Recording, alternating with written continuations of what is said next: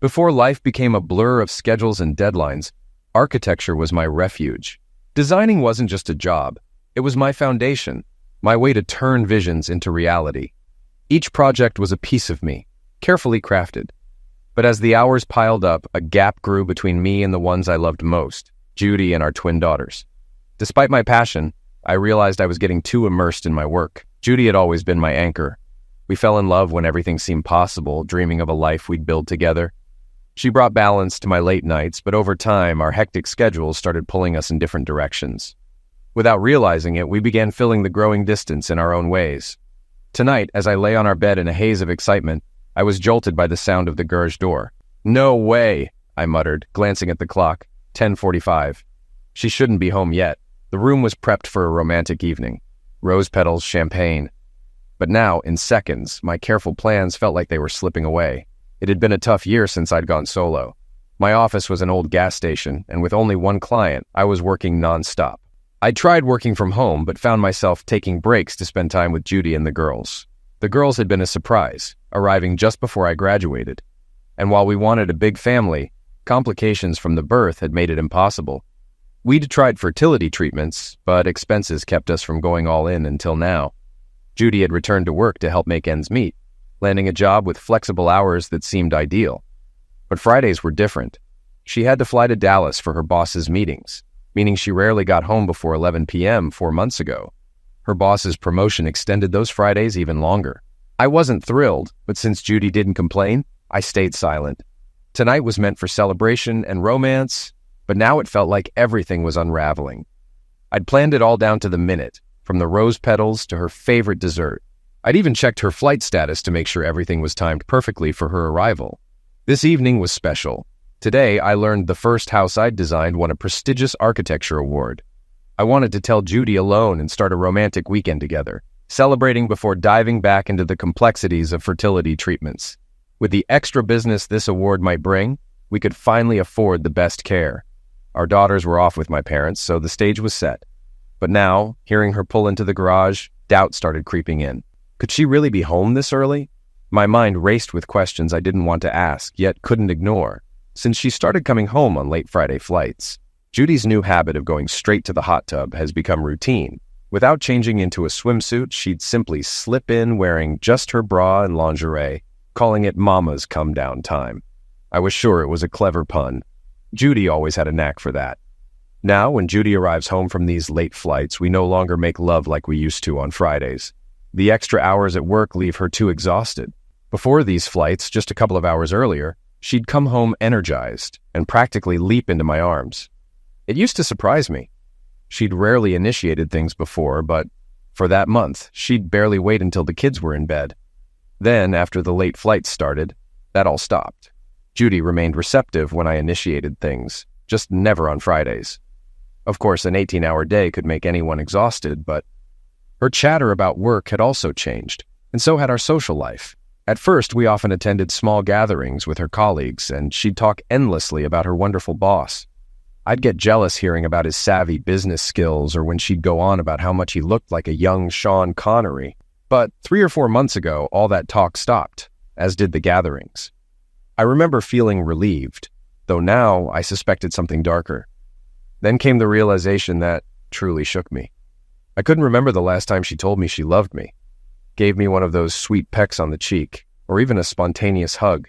Judy, who had always been affectionate, now seemed distant, at least with me. I froze, denying the thought that Judy, my Judy, the only woman I'd ever loved, might have been in someone else's arms. The mental image was unbearable. Then I heard her voice. "Matt, where are you? I'm so glad to be home." Her familiar tone didn't match the picture in my mind. I shook my head. This couldn't be happening. Maybe I misread the flight schedule or her plane had made up some time. In 3 steps, I was at the computer in our room, refreshing the page. There it was. Her flight was still half an hour away from landing. I looked back at our rumpled bed, realizing I needed to know the truth. As I rushed downstairs, a low, involuntary sound escaped from my throat. When I reached the deck, Judy had already taken off her blouse and was unzipping her slacks. I moved in behind her, holding her tightly. "Matt, please, I'm exhausted. Just let me relax till tomorrow." She squirmed as I reached for her, becoming increasingly frantic until she wriggled free, screaming, I said no! She stood, panting and staring at me with a look that stopped me in my tracks. No, Matt, not this way. I won't let you find out this way. Those words hit me like a physical blow. In that moment, I felt nothing, just a hollow calm. I knew my world was shattered, yet I couldn't feel a thing. In an eerie voice, I heard myself ask, "You wouldn't do this to us unless you loved him. Did you ever love me?" Her face softened. "I did love you. I never meant for this to happen. I never wanted it to get this far. I'll always—" I interrupted, unwilling to hear more. "Are you going to marry him?" She bit her lip, hesitating. "It's come up. He's been urging me to decide, but I'm so confused." I cut her off again. "Please go back to his place. I only just figured all this out because your flight hasn't even landed yet. I need time alone to process this." Judy stepped closer, her face filled with regret. "Matt, I'm so sorry. I wish it hadn't come to this. Please, let me explain." I stepped back, feeling as fragile as if I were made of fine crystal, knowing that even the lightest touch from her would shatter me beyond repair. I extended my hand, signaling her to stop. "Please, just take what you need, and go." Mom and Dad took the girls on one of their outings, and they'll be unreachable until Sunday evening. Let's talk Sunday afternoon. I don't want to see or hear from you until then. My body trembled, and somewhere in the back of my mind, I wondered if it was rage, fear, or even a heart attack. She looked at me with pleading eyes, as if about to say something, but I cut her off with a firm no. For a moment, I saw a flicker of fear in her eyes before she sighed and headed to our bedroom. The numbness washed over me again. I sank heavily into the recliner in the den, wondering how long the emptiness in my mind would last. I lost track of time before she came back. Her face looked wistful, with a hint of sorrow, reminding me of her expression when she learned she couldn't have another child. "Matt, I saw what you had planned. I didn't mean to ruin it. If you want—" Her words hit me like a thunderclap. How could she? She was offering pity and intimacy on her terms. I began to get out of my chair, and when she saw my expression, she sobbed and ran from the room. I heard her car sit in the garage for a while before the door finally opened and shut. Once the garage door thudded closed, I slumped back in my chair, and the colorless void overtook me again. I don't know how long I sat there, my mind empty before sleep claimed me. I woke in a rage from a vivid dream of Judy making love to her boss. It wasn't wild or illicit, but gentle and full of tenderness. My body ached as I rose, every joint protesting, yet I was burning with a new, unfamiliar anger. I stormed back to our bedroom, though there could be no more us. In a furious haze, I grabbed the champagne bottle from the cooler and smashed everything breakable in sight until I stood over a delicate Dresden figurine of a young woman in a pale blue ball gown, holding a fawn, Judy's only inheritance from her grandmother. Though I wanted to destroy it, I couldn't bring myself to do it. Looking around the wrecked room, I felt no relief. I looked at the champagne bottle in my hand, amazed it hadn't broken. Without thinking, I tore off the foil, untied the cork, and popped it open. The bubbly sprayed out just like in the movies. I wasn't much of a wine enthusiast, but years ago, I'd read about the Rothschild family and promised myself that if I ever made it big, I'd celebrate with a Chateau Lafite Rothschild Pauillac. Drinking directly from the heavy bottle, I vowed never to touch the stuff again. It tasted terrible. It didn't help me sleep either, but exhaustion eventually overtook me and I drifted off, thankfully dreamless. I woke a few hours later as the first light crept through the window. The rage had faded, leaving only numbness. I felt hollow inside. I tried to summon some emotion, anger, sadness, but felt nothing. I knew my marriage was over, but my mind refused to accept it fully, instead searching for memories of the past. I met Judy while attending the University of Texas. She was at Southwestern University in Georgetown and played on their Division III soccer team. I played club soccer at UT and had organized a team to compete in a 7-a-side tournament on SU's fields. Judy had come to watch, and I was instantly drawn to her. In my attempt to impress, I made a complete fool of myself, and our team didn't even advance, despite winning the tournament the year before and again the following year. Judy, kind as she was, pretended not to notice. From that day on, we were inseparable, driving the 26.8 miles up and down I-35 so often we could have filled a fuel reserve. But it didn't matter. She was a maid when we met. I'd had one high school girlfriend, and back then, I counted every moment we shared intimately. But with Judy, I lost count that first weekend at the Four Seasons after her sorority's spring formal. The funny thing was, we didn't make love that first night. As we undressed, Judy panicked, saying she couldn't, not without a real commitment. Without clothes, I knelt and proposed to her right then, Standing there in her bra and clutching the sheet, she accepted, though she still wanted a ring. I slept on the floor that night. The next morning we went to America's Diamond as soon as they opened, and I bought a ring I hoped she'd always be proud of. Back at the hotel, we exchanged private vows before God as I slid the ring on her finger. As we kissed, she guided me to the bed, her breath deepening as I touched her under her blouse. My hand moved to her thigh and slid under her skirt, feeling her respond with warmth. She hesitated briefly, then opened up to me, pulling me closer as we moved in sync, anticipation building between us. Moving with her growing warmth, I carefully slid a finger inside, feeling her tense before easing into her comfort. She gave me a shy smile, pulling me closer. Realizing her reluctance as I started to remove her lingerie, I paused, and she asked me not to look. I nodded, understanding her vulnerability, and gently suggested we move under the sheets. She looked relieved and, after a little encouragement, took off her blouse, hesitating. "I know I'm small," she started. "Sweetheart," I replied softly, liking the sound of that word. "You're perfect exactly as you are." She blushed with pleasure, letting her bra slip off, and pulled me to her. With a gentle smile, she opened herself to me, and I whispered that I loved her. As I moved forward, feeling her body adjust, I couldn't hold back and finish sooner than I wanted. Embarrassed, I tried to stay composed, but couldn't. Her expression was curious, and I apologized, saying I'd just been too excited. She kindly reassured me, saying, "We've got a lifetime to get this right, and practice makes perfect." Ready to try again?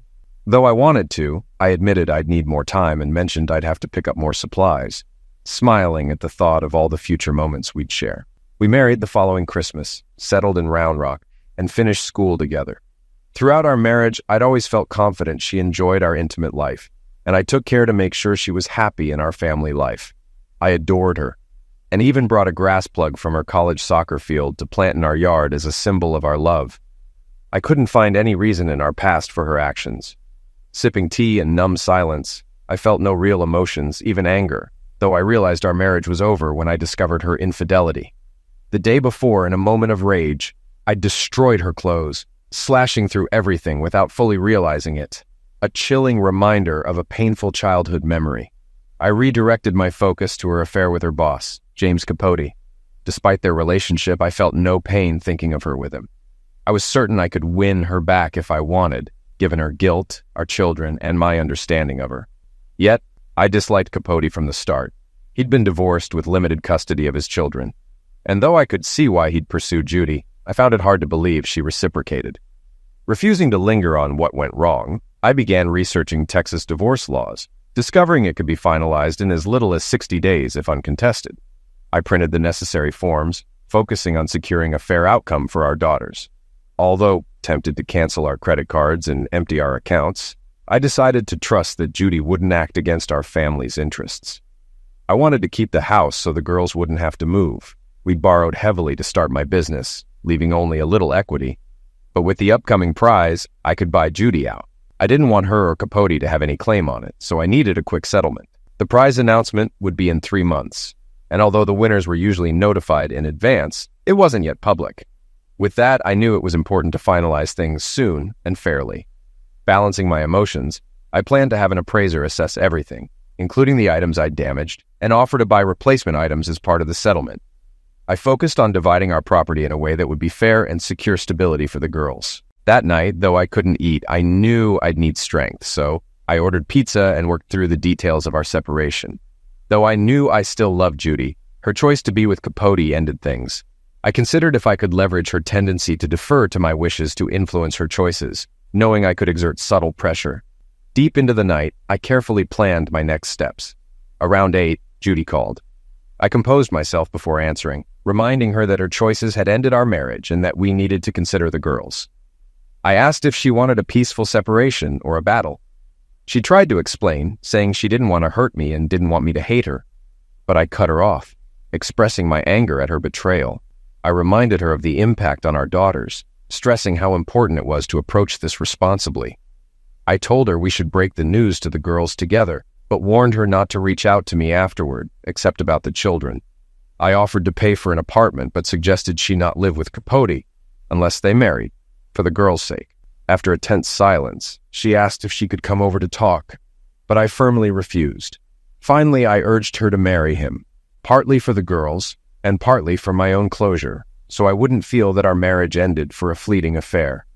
After a pause, she agreed to do things my way. If there's a hell, I've been there. I stayed detached, or I don't think I could have handled the pain on my daughters' faces when Judy began the, "You need to know your daddy and I love you very much, but sometimes adults make mistakes" speech. She talked in ways the girls couldn't understand, so I finally said gently, "Your mommy has fallen in love with someone else and wants to marry him, so we'll need a divorce." Instantly, I regretted saying it. As I held my daughters, their faces frozen in pain, I remembered a friend whose father liquidated his mother and himself in front of his kids, leaving them in an endless custody battle. At that moment, I understood the despair he must have felt. It took everything in me to resist a violent response. I'd never known such hatred as I did watching the hurt in my girls' eyes. I barely heard anything else as Judy spoke, until one of the girls asked, "But Mommy, why don't you love Daddy anymore?" Judy looked broken, but managed to say, "Mommy still loves Daddy. She always will." I added, "Mommy had to choose, and she chose him. Sometimes people can love more than one person, but they can only be married to one. Mommy needs to be married to Mr. Capote, but we'll work to make this as easy as possible for you." Suddenly, Carrie lunged at her mother, hitting her as hard as she could. Lorie joined, swinging a brass kaleidoscope and cutting Judy's forehead. I pulled Lorie back, but didn't comfort Judy. Coldly, I told her, "You've upset them. I think you'd better go. I'll tell the captain when you can pick up your things." Judy, bleeding, went to the kitchen for ice. When she returned, I held our daughters close as they cried. As she began to speak, I interrupted bluntly, asking if she'd be staying with the captain or if she wanted the girls to only call her cell phone. Calm, but clearly hurt, she replied that yes, she'd been staying with him for the past 2 nights and had hoped we'd talk to him together. I then told the girls to go to their room, explaining that their mother and I needed a moment alone. Once they left, I told Judy that the captain deserved to hear the news from her directly, and that she'd likely want to start planning the wedding. I handed her a packet of legal documents I'd prepared, explaining that it outlined my plan for dividing our assets. I added that I was open to terms, except for the girls' custody and her continued use of my last name. If she married Capote right after the divorce, I said I'd reconsider on the name to help shield the girls from the situation. I told her I wanted it over as soon as possible, 60 days from Monday. Taking a deep breath, I admitted that I had lost control earlier, but if she agreed, we could meet with the lawyer in the morning to settle everything and have the papers filed by nightfall. I added that if she was willing, I'd do all I could to support her relationship with the girls, promising that I'd never tell them, the captain, or anyone else that she had broken up our family. Judy seemed like she wanted to interrupt, but her tears finally started to fall, and she quietly turned and left the room. After putting the girls to bed, I sank into my chair, buried my head in my hands, and whispered, feeling a pang of regret, "The captain? This is going to crush him. He doesn't deserve this." Judy's father, though a retired admiral, never used the title since he hadn't served in that rank. A landing accident during his last command left him paralyzed, and despite his disability, he'd raised Judy on his own after her mother passed. He was like a second father to me, filling a space my own father, often absent for work, couldn't. The captain had a unique strength, even in a wheelchair, that had deeply influenced me. I always thought I could never leave Judy unless the captain did too. Taking a deep breath, I glanced at the clock, half convinced it was too late to call. He answered on the second ring. "Son, I'm on your side. She's my daughter, and I love her, but I can't believe she'd do something this reckless. I know she's confused, but..." He then shared stories of similar struggles in the Navy, wives straying during long deployments. Without saying it directly, he implied that some of those couples had found a way back. I respected him too much to interrupt. Finally, he asked, "I've read your papers. If I could knock some sense into her, would you consider another chance?" I had to smile, knowing the captain's way with words. We'd often debated the pros and cons of discipline with our kids, both believing gentle correction was better than trying to reason with a young mind, but neither very good at it. Then a coldness settled in my chest, and I worried for a moment if it was more than emotional pain. "No, sir. Captain, I'm sorry, but this wasn't a one-time mistake. I never understood how someone could feel like eliminating their spouse, but I do now. I'll spend my life working on forgiveness, but even if I couldn't live with her." I sighed, feeling the finality in my words, especially saying them to the captain. "Besides, sir, she loves him." I couldn't live with that, not even for the girl's sake. The captain's voice softened. Son, she's pretty mixed up right now. Maybe if you give it some time. She told me they'd been talking about marriage before I even knew. I know I was busy with work, but I can't just excuse this. I want her to marry him, and we'll both live with it. I won't speak poorly of her. Captain, our marriage is over, but I don't want the twins to think their mother ruined it for a fling. There was a long pause before the captain asked, Are you certain this is what you want? To push her into marriage with him? I steadied my voice. Judy and I will always be tied together through the twins, but right now I have no respect for her. If she marries him, at least she's doing the honorable thing. Maybe in a few years we'll see this differently, the captain interrupted. If she marries him, it's going to be rough, and it could affect our relationship too. You'll always be the girl's granddad, and I'll always be their father. I'll leave the rest up to you, but I'll never step back from what you and I have. The captain sighed. It's harsh, but we'll go with your plan. She's made her bed, so we'll see if she likes it. But remember, 2 wrongs don't make a right. I've lost count of how many times I've heard the phrase hard heart. Throughout the conversation, I could feel mine changing. I didn't hear a voice in my head, but I knew I was crossing a line, hardening my heart like steel. I understand, sir, but I have no choice. I couldn't take her back and still respect myself. No matter how much I love Judy, I won't be a weak husband. Even if I were willing, what kind of example would that be for my girls?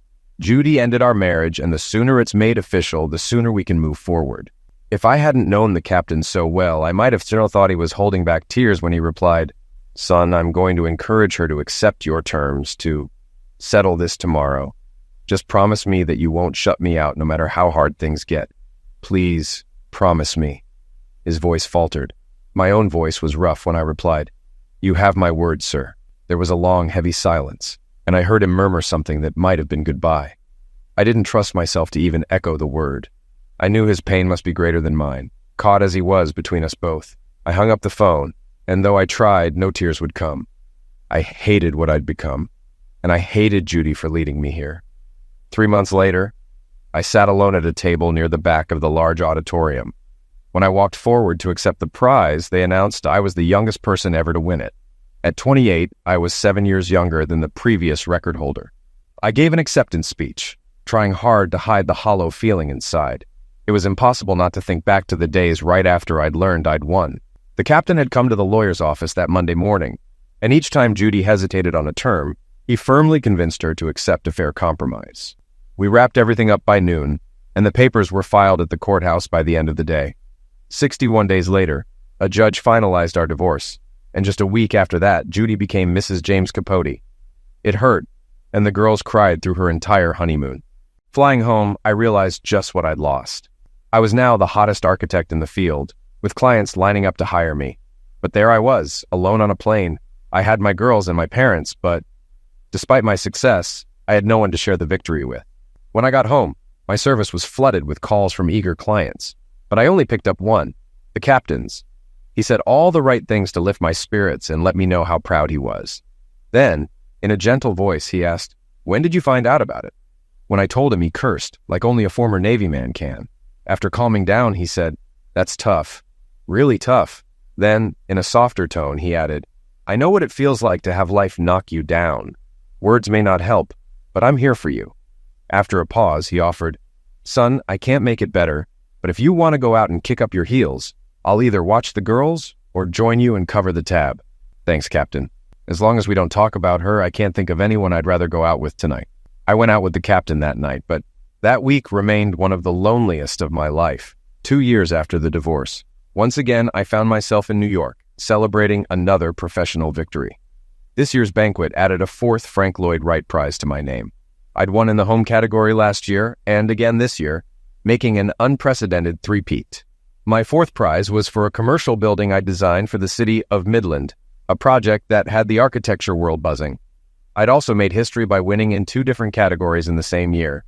Yet here I was, sitting alone at a table, surrounded by strangers, feeling more isolated than ever. Why was I so lonely? It wasn't due to lack of contact. Calls from potential clients worldwide flooded in so often that I'd had to get an unlisted home number. I traveled more than I wanted, but when I was home, I was fully present. I'd built an office addition to my house and rarely went downtown unless necessary. While home, I spent all my free time with the girls, and our summers were filled with adventures, some involving project sites, but mostly exploring the surrounding areas. I wanted my designs to reflect harmony with each unique environment. Nor was I lonely for lack of female attention. I hadn't dated much, but women from all over reached out, wanting to meet. My broken heart story had been picked up nationally, and it seemed many women were eager to mend it. It probably didn't hurt that I was making money faster than I could count it. But the truth was, I didn't like myself, not even a little. Until I learned to, I couldn't imagine loving or being loved by someone else. I wasn't celibate. I'd had opportunities for casual relationships, but I hadn't found anyone I wanted to truly connect with. I couldn't see much value in anyone who would want someone like me. Rather than face my own shortcomings, I blamed it all on trust. I told myself I couldn't trust anyone enough to bring them home to the twins, not until I was certain of a lasting commitment. Divorce, honestly, was miserable. While I managed to cope as an adult, it hurt deeply to watch the impact on my daughters. They never spoke directly about their mother, but I'd often hear accidental mentions of their stepfather and his children. They only mentioned arguments with their step-siblings, but I knew things couldn't be easy. I often tortured myself wondering how hard life might be for them in that household. I'd taken the red-eye back from New York and was resting in my easy chair, recovering from the trip, when the phone rang. The captain didn't waste any time. "Son, that bastard has put her in the hospital this time. He started hitting her right after you got him fired, and now she's hurt badly. You've got to get her out of there before he liquidates her. Even if it's not for Judys' sake, think about the twins. They shouldn't have to see their mother being used as a punching bag." A surge of panic hit me. "Where are the girls?" "Relax, they're safe. They were spending the night at their friend Laura's house, and I called your folks to pick them up.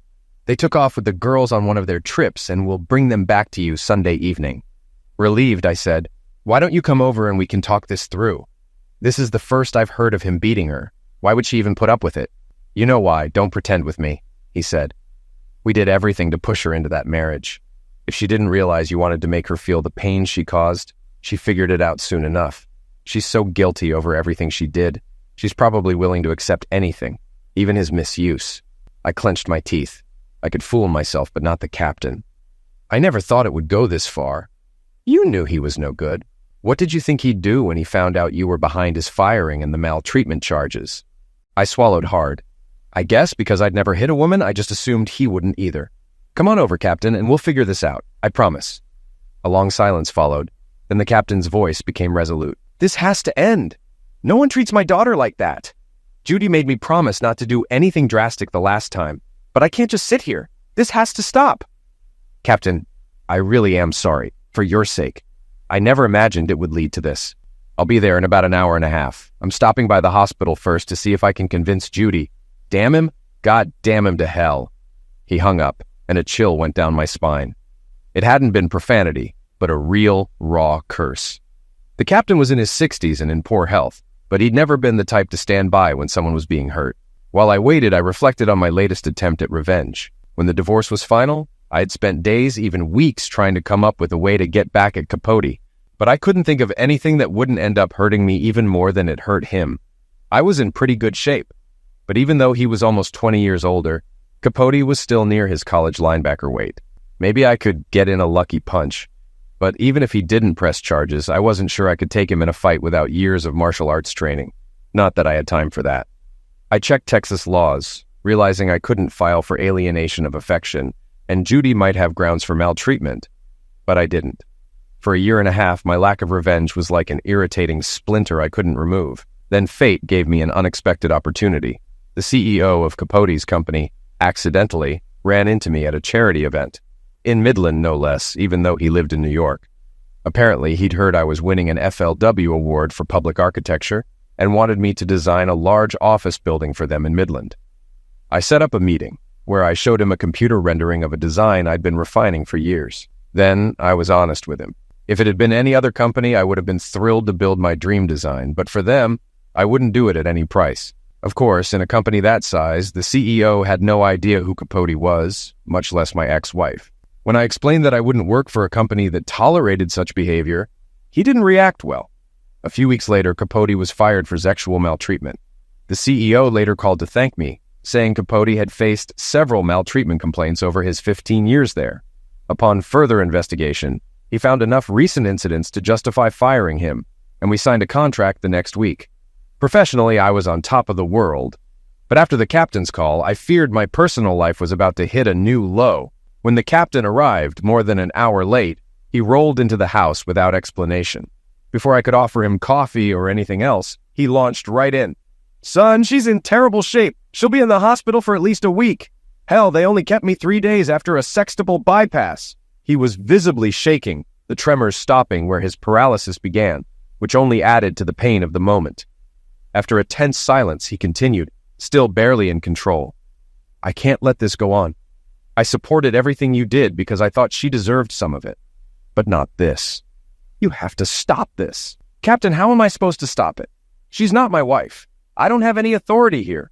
All she has to do is divorce him or press charges." The captain's voice held a commanding authority I hadn't heard before, and in that moment I understood how his junior officers must have felt when they made mistakes under his command. He snapped at me, refusing to accept my excuses, reminding me that he had been there, helping me through it all. He pointed out that I had known exactly what I was doing, intending for her to feel the pain of betrayal. Despite his love for me, he noted that I could be as cold-hearted as anyone he'd met, planning my actions without emotion, like a fighter-bomber pilot. He demanded to know, though, if I'd truly intended for things to end up this way. I nearly voiced a quick denial, but the look in his eyes stopped me. I lowered my head and admitted that, yes, I knew what I was doing. I knew that a man who cheated once wouldn't stop. Once a cheater, always a cheater. When I met his gaze again, I was surprised to find not anger or hardness, but a hint of compassion. Swallowing, I explained that I didn't think she'd stay with him. Midland was a small place, and I had made sure she'd know he was cheating, expecting she'd divorce him. The captain interrupted, asking if I'd been planning to take her back. I answered honestly, saying that while I had loved Judy, I couldn't live with someone who didn't love me or had chosen another. I might have been able to forgive her cheating, but not falling in love with him. I admitted that I'd used every angle I could, our daughters, even the captain himself, as well as her own morality, to push her into a marriage I believed wouldn't last 6 months. I wanted her to feel pain, though I hesitated, unable to say I hadn't intended for her to suffer this much. Part of me felt regret for the captain's sake, but I acknowledged that I didn't mind her being in a difficult situation. The captain held my gaze firmly, telling me he had tried to convince her to leave Capote at the hospital, but she wouldn't. He insisted that I was the only one who could truly make her leave, saying I had set this situation in motion, and I was the only one who could stop it. He asked if it was time I showed her some mercy. After a pause, he reflected that things hadn't gone the way he'd hoped. He had expected her to learn her lesson, repent, and return to me, humbled. He reminded me that he'd never seen anyone as devoted as I had been to her, and said he still believed that if she left Capote, I would take her back. Then he questioned why I thought she'd stopped loving me. I explained that when I had asked her that night, she replied, "I did love you." She had used the past tense, and that was the moment I realized there was no hope. It might not have been the answer he was looking for, but it was the only one I could give. The captain erupted, incredulous that all I'd taken from Judy's words was the tense of a single word. After a moment, he steadied himself, giving me a hard, evaluating look, and declared that I knew better. He said it was high time I realized what all this had done to her. His tone was sharp, but he managed to calm himself. Then, abruptly turning toward the door, he mentioned needing something from his car. With a commanding tone I hadn't heard before, he then ordered me to fetch the brown paper bag with books on the passenger seat. Though I don't usually respond well to orders, I followed through and brought him the bag. When I handed it over, he directed me to place it on the table, then asked if I knew Judy had kept a journal. Shaking my head, I indicated I hadn't. He continued, explaining that he hadn't known either until the hospital.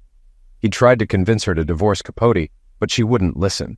After calming down, he'd asked why Capote had beaten her, and Judy explained that Capote had seen her new journal and demanded she hand over the old ones. She had refused, clearly terrified of his reaction if he found them.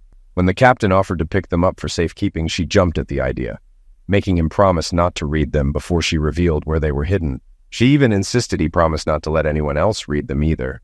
He glanced toward his wheelchair and explained that, unable to reach her hiding spot himself, he took along a friend. Judy had written a note granting him permission, and he'd brought the son of a friend, a cop in uniform. Capote didn't give them any trouble, though the place was a mess. Kyle climbed up to the attic and returned with Judy's most recent journal, which she'd hidden inside a hollowed-out cookbook. Capote simply stood there, glaring, but did nothing else. The captain went on, saying that while he hadn't read the journals, and neither had Kyle, he hadn't promised not to give them to me, nor had I promised not to read them. He paused, giving me a long, intense look, and told me that he couldn't love me more if I were his own flesh and blood. Judy had her faults, he admitted, but lying wasn't one of them. He must have seen my reaction because he continued, acknowledging that not telling me about the affair was a form of lying, but insisted that, had I asked her directly, she would have confessed. Regardless, he pointed out, what was in those journals would be the raw, honest truth, her talking to herself. He urged me to read them and understand why she'd acted as she did, adding that we both knew it wasn't because she truly loved that man. Thoughtfully rubbing his chin, he finished by saying he couldn't make me forgive her. But he reminded me of the saying, to understand all is to forgive all. He suggested that perhaps if I learned more, I could, if not forgive, at least find some mercy for her. Then he added quietly, please. After the captain left, I sat staring at the sack of journals, but my thoughts lingered on his last words. He'd mentioned mercy twice, saying I held Judy at my mercy. I didn't like the thought, and I wasn't sure I fully understood it. Frustrated, I tried to rationalize what I'd done to Judy. I told myself I had only helped her make a moral choice to marry Capote, but I couldn't even finish the thought. Yes, it was her choice, and she was responsible, but I'd pushed her. I'd known I had power over her. Even as we divorced, I knew she wanted to atone for the pain she caused me, and I used that without hesitation. Kindness or forgiveness wasn't on my mind. I realized that. But who was I truly trying to punish? Judy or Capote? I'd ruined his career.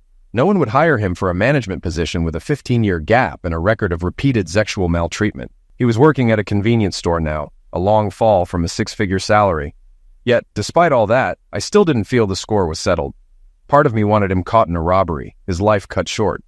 Then it hit me. My need for revenge would never feel satisfied as long as he still had Judy. Even if I didn't want her, he certainly didn't deserve her, especially now that he was misusing her.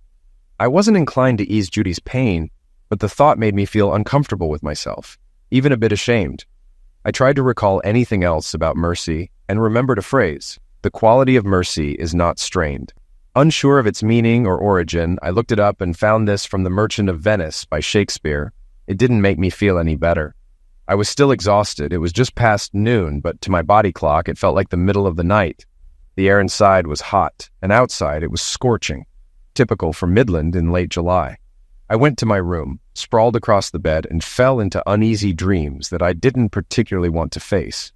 When I woke, it was 4:30 a.m., and I found myself mumbling the phrase, to understand all is to forgive all. In the heavy pre-dawn darkness, I wondered if that saying held any truth. If I truly understood, would I forgive? And if I did, what would that forgiveness look like? Though I had sworn not to look at Judy's journals, I now felt an undeniable urge to find answers. Initially, I planned only to read what she'd written about the affair, but as I flipped through the pages, I noticed she rarely included the year and only occasionally the month, using just the day of the week. It was obvious she hadn't been writing for anyone else, not even for herself to reread. Instead, this was her way of making sense of her life's events. Once I began reading, I couldn't stop. Here was the heart and soul of the woman I'd loved more deeply than I thought possible. Though I hated what she'd done, I knew this was the essence of the person I'd have faced 100 dragons to protect.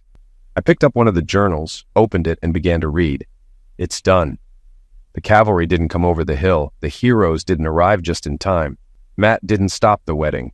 As I stood at the altar, my daughters crying in their little bridesmaid dresses, and heard the words, "Does anyone here have any reason?" Matt didn't burst in to save me. I said the vows, and this time I won't break them. What a foolish fantasy. I didn't even realize I wanted to be rescued until this morning, so how could anyone else? Now, I'm truly trapped. I think the reality hit me around sunrise. There was no reason to think James would make love to me on our wedding night. He never had before. At least he finally stopped mocking Matt while he was with me. I hated that. Last night I finally told him if he didn't quit, I'd start mentioning how much I missed Matt's larger size. I wish I'd said it sooner. When he finally wore himself out and started snoring, I escaped to the bathroom and cried for over an hour. Now James is out golfing. Who goes golfing alone on their honeymoon? The kind of man who insists I call him James. He doesn't want a nickname, no endearments, just that cold, formal James. I swear I'll never do it again. Oh, Matt, Why did you make me marry him? But I know, don't I?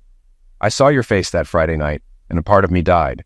Still, I kept hoping, praying you'd change your mind about this marriage that now feels like a prison.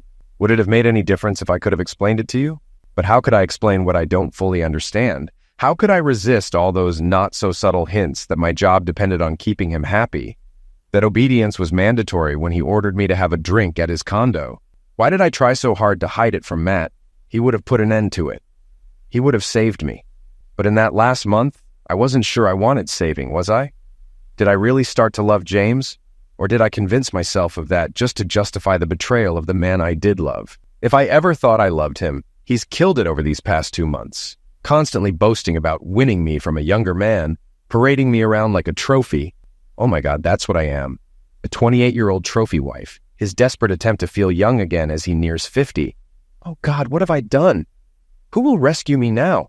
As I kept reading, a few things gradually became clear. First, Judy had a subservient personality. Not exactly submissive, but she had a strong tendency to yield to anyone she perceived as powerful. She saw Capote as such a figure, and it seemed he had learned how to take advantage of this. Second, I had underestimated the depth of her pain over not having more children. She had feared I used my business as an excuse, and that stopping fertility treatments meant I'd given up for good. She felt crushed and resentful, a feeling I hadn't fully grasped. Her depression likely made her more vulnerable to someone like Capote. This didn't make her any less responsible for her choices. She had knowingly chosen to be with Capote, fully aware of what she risked by being with him. Her guilt was clear in her entries. She understood the weight of her actions and often wrote about her weakness. There were other surprises. She had figured out early on that I intended to punish her by pushing her into marrying Capote, realizing it after catching him cheating the first time. After reflection, she concluded that she deserved the punishment. Instead of complaining, she wrote pages about her pain, not her own, but an intense awareness of how she had hurt me. After the first instance of his infidelity, she didn't dwell on it much. Though she disliked it and worried about diseases, she didn't care who he slept with. Then I came across entries that darkened the story. It was painful to read her stark descriptions of his misuse. Put too much sugar in his coffee. A hard punch to the stomach. I bruised my hip when I hit the floor. This had happened just 3 months after their wedding. She never made a big deal of it, accepting his beatings as deserved for her actions. What did break her was the thought of me with someone else. She wrote pages filled with regret and sorrow the first time she suspected I'd been with another woman. Ironically, she was wrong about that woman, though I had been with someone else by then. The combination of my latest relationship, Capote's misuse, and his pressures nearly pushed her to a breaking point. Capote's demands were twofold. He wanted her to go to a fertility clinic, with his parents willing to cover the costs, and he pressured her to engage in intimate acts she hadn't done with me. She made excuses, but in truth, she didn't want his child, nor did she want to do anything with him that she hadn't done with my husband, as she often referred to me, even years after the divorce. She rarely used any term of endearment for Capote. Closing the last journal, I felt exhausted. I returned to bed and slept. One advantage of running my own design firm was the freedom to set my hours however I liked. My staff knew not to contact me at home unless a building had collapsed. No one called during the next 2 days as I tried to sort through my thoughts. At the end of that time, I still hadn't made a decision. Capote was in serious trouble, though he didn't know it yet. I wasn't sure how I'd handle him, but his survival was questionable. I was seriously considering reaching out to people I knew who operated on the fringes of construction. They weren't allowed on my projects, but they had an appreciation for well-designed homes. My fee for designing a house had reached 7 figures. A deal, considering what some had sold for. A robbery gone wrong. Capote was an issue I could postpone, but Judy couldn't wait. She'd be out of the hospital in a few days, and while I was uncertain of what I wanted for or from her, I knew I couldn't let her return to that house. Even if I felt indifferent toward her, the thought of the twins under Capote's roof was terrifying. At least, that's what I tried convincing myself. Yet, whenever I considered taking action, images of Judy during her come-down time would flash through my mind, or worse, my nightmare from that Friday night, this time with Capote jeering at me as a partner. My mind was a constant loop of arguments. Every reason to show mercy found a counter-argument against it. Trying to escape the conflict, I turned on the TV news, only to see reports of another violent incident in the Middle East. Frustrated, I clenched my teeth and hung my head. Early on the 3rd morning, feeling determined but unclear about my purpose, I went to the hospital. When I arrived, she was still asleep. I stood beside her bed, observing her face, marked with deep bruises now fading to sickly shades of green and brown. I'd never seen anyone look so battered. Her cheekbone was cracked, but thankfully not broken. As I leaned closer to check the other side of her face, I didn't realize I was crying. I couldn't tell if it was a tear that fell on her or a muffled sob that woke her. Her eyes opened slowly, and she gave me a brief smile before realizing where she was. She let out a small gasp and pulled the sheet over her head. I told her we needed to talk, that I'd seen everything already, and talking through a sheet would feel ridiculous. She made a sound between a chuckle and a snort, but lowered the sheet. Though smiling, her eyes showed no light.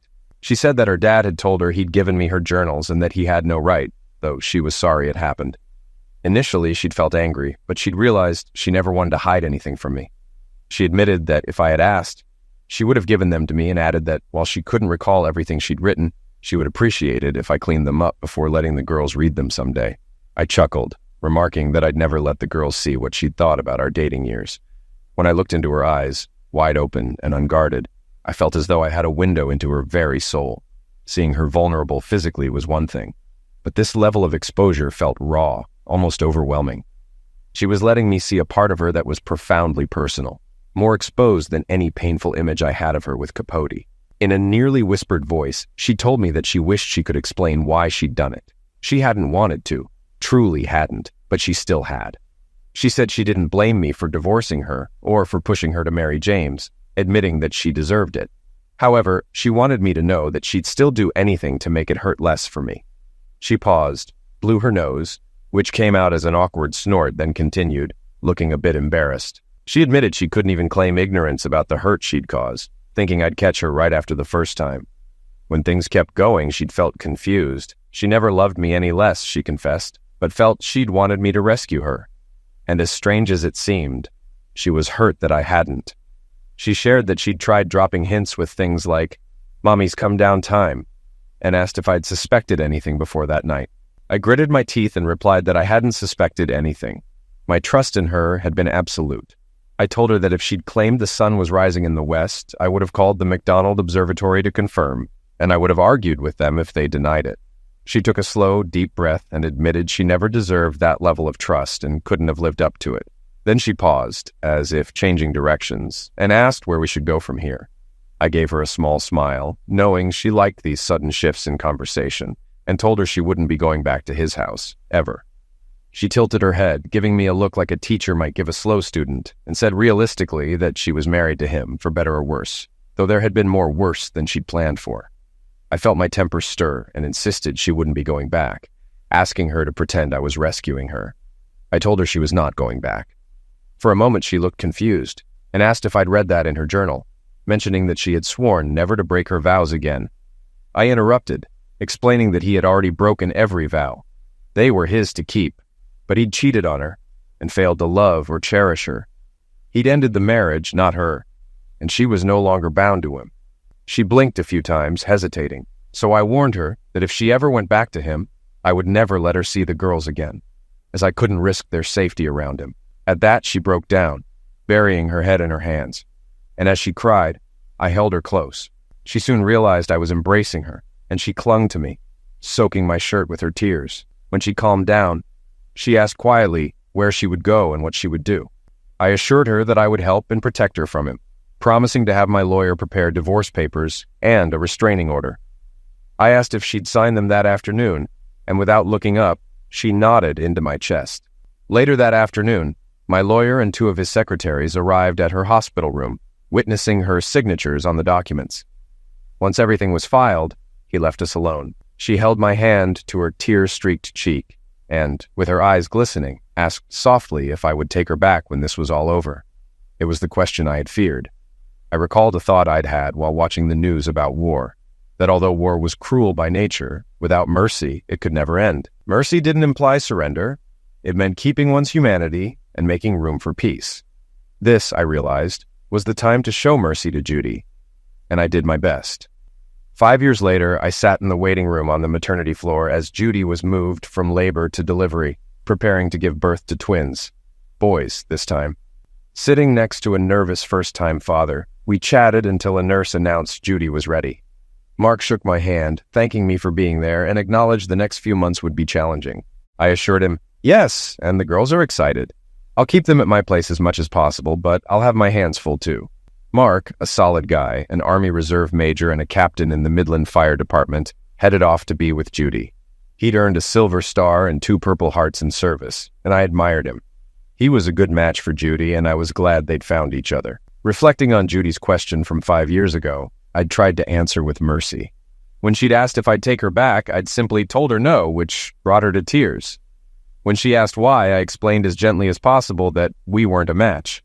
I admitted that she'd always be my first love, but we both needed to make better choices. Together, as friends, we might even help each other. Mark suited Judy well, supporting her in a way I couldn't. She blossomed with him, and we had a supportive co-parenting relationship. The twins could bike between our houses, and if Mark and I disagreed, we'd turn to the captain for guidance, always keeping things smooth for the girls. Though they jokingly complained about too many parents, they adored Mark and were thrilled about new siblings. But I wasn't at the hospital for Mark or Judy. I was there for my wife and our newborn twin boys born the day before. Happily ever after? Perhaps. Mercy didn't mean avoiding consequences, but simply softening them. Taking Judy back wouldn't have been mercy. It would have been self-denial. I met my wife through a friend of Judy's, and she's the perfect match, keeping my ego in check and bringing joy to my life. If Judy hadn't cheated, we might still be married, but my happiness with my wife surpasses anything I had with Judy. Extending mercy to Capote was harder, but in the end, I decided his minimum wage job and the jail time he served were punishment enough. Though, when I heard about his new marriage to a naive woman, I shared my concern with a client whose friend worked in high-risk loans. The friend kindly sent someone to ensure Capote understood that good boys don't hit girls. I heard the lesson didn't need repeating. Having friends in low places has its perks. I still have much to learn about mercy, but withholding it only keeps you tied to the pain. When I finally showed Judy mercy, it allowed me to forgive myself too, breaking the steel shell around my heart and opening me to a new, happier life.